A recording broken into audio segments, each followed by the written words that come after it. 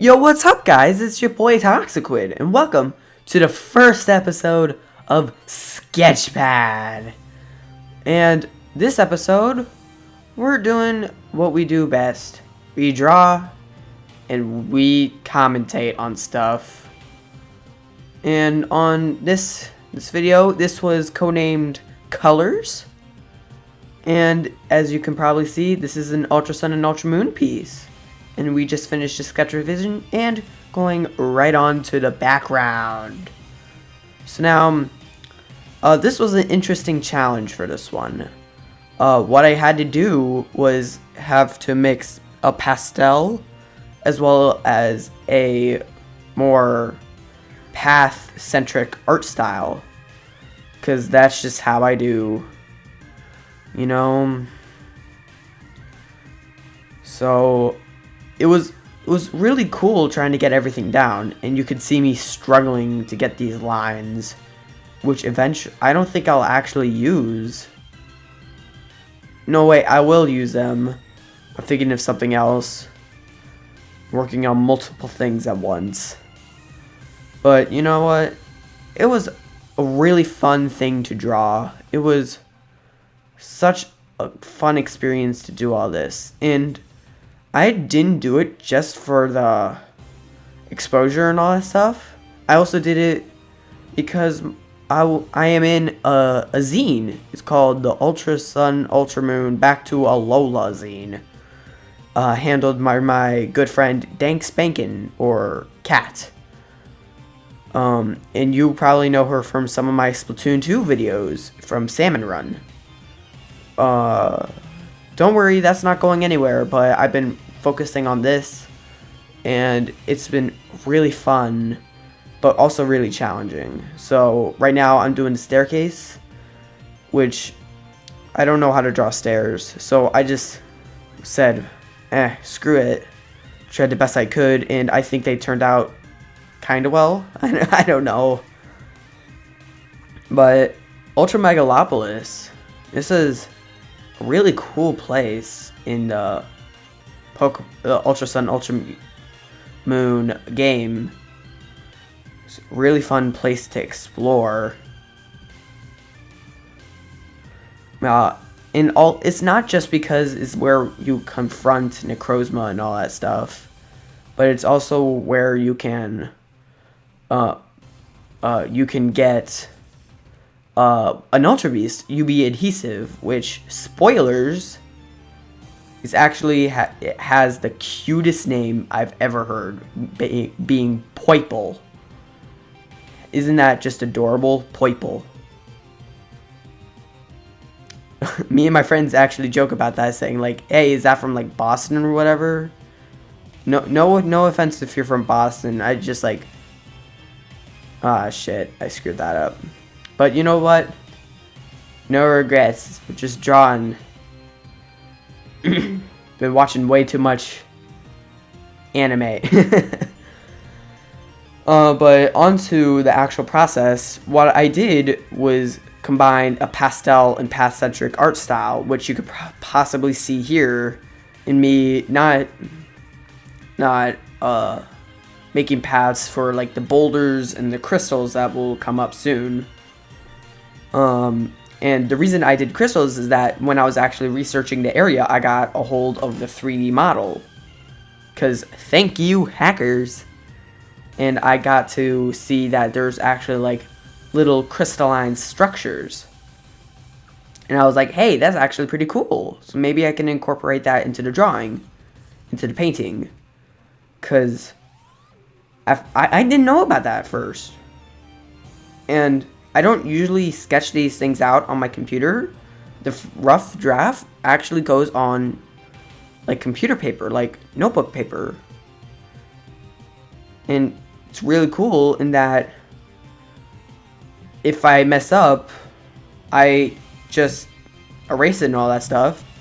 First draft, done deal. Then the second draft goes onto a piece of cardstock, which I hammer out the kinks, and I do all that. So we're getting to the end of the process for making the background, so what's next? Alright, Necrozma. So now, alright, I forgot to mention, this was codenamed Colors. And, wait, did I say that? No, I didn't say that. Well, for this series, I'm doing codenames, which makes it easier on me to do all these things. So, this was actually supposed to be the third one behind Codename Rabbits, and Codename Smash. And since one thing or another led to them being scrapped, mostly because of OBS loves to be terrible in every way. And so it makes me do all this in like separate videos, and some of those videos get corrupted, and so it throws the entire video out of whack. And so I couldn't release them in fear that they wouldn't be well received, because I like to put out quality content, even if that's not what most people think about my content. But you know what? I try my best. I do all the things. And this part was actually super hard, because how do I explain this? Necrozma is a prism, so it's not really made out of steel, which is primarily what I use to shade these types of things. So I had to combine two ways of shading, and I call them Necrozma shadings, because prisms. And so when I get down to here, I'm just gonna smoothen up the eyes, darken up the eyes, give them a little life. You know, unfortunately no one could join us for this commentary today, because first episode, it's much better if we have like conversation, some banter, but evidently didn't have time, and I was kind of rushing this to getting this out on time, because at the time of this recording, it's really close to being a week away from a week after Ultra Sun and Ultra Moon's release. And so I wanted to do that. I wanted to get it out a week after Ultra Sun and Ultra Moon releases, because this is a very spoiler heavy piece because of Ultra Megalopolis, Necrozma, and all that stuff, as well as the music that I chose for this. I could have I was gonna choose the champion music, but that would have just been really bad, and Necrozma's encounter is actually much closer to the much closer to the ending of the game, so more people would get through that. So now on to the starters. So now I'm not going to say this is my hardest part, but it's definitely my least favorite, because they all just blended in after a while, just like to the background, just like boom. Now you're in the background, all because of that stroke. And so I had to rework it later, so it didn't really blend in. But evidently I couldn't change that, so I left it as it is, being happy with what I've done. And you know what? I'm happy with what I've made. I think you'll be happy with what I've done. And so, yeah. Oh, and here's a question for everyone. What is your favorite Alolan starter? Conveniently placed when I'm making the starters. My favorite is actually Primarina. I know it's an odd choice, but you know, I like Primarina. She's a sweetheart. And on to the final part of this, being the characters and touch-ups. This was actually the hardest part for me, other than Necrozma, because the characters have a lot of detail that I wanted to get in, but couldn't without making the piece overly complex.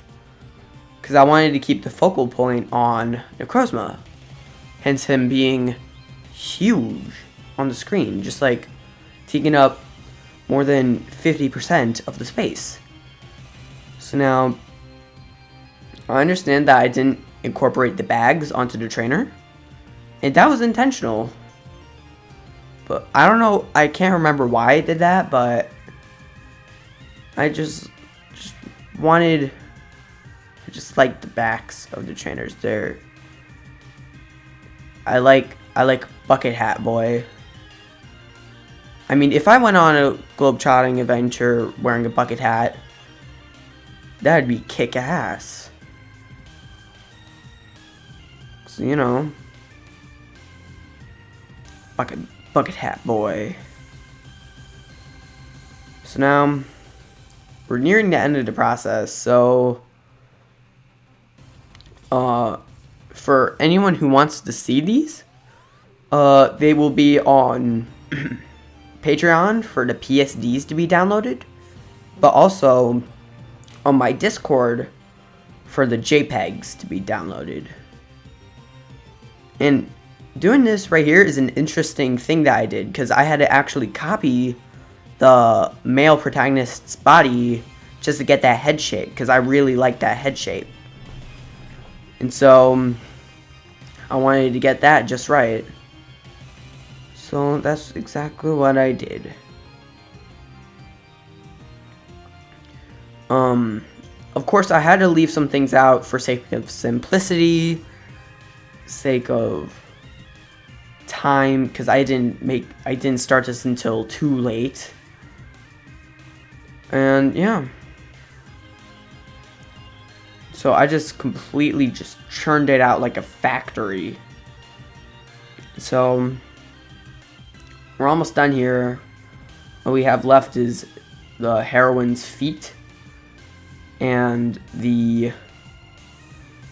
what's it called? The shading and the touch-ups.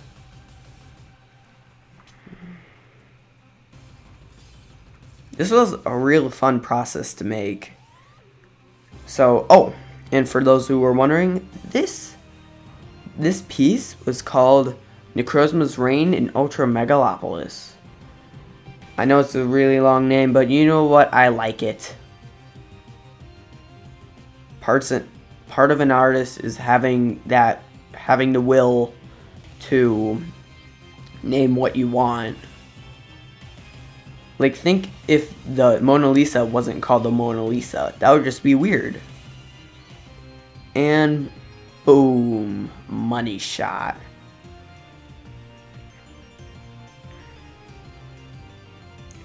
Look at that.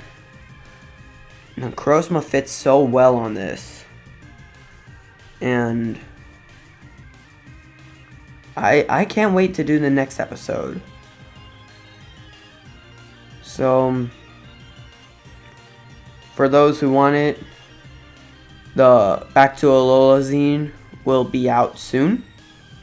And if you want it, that's up to you.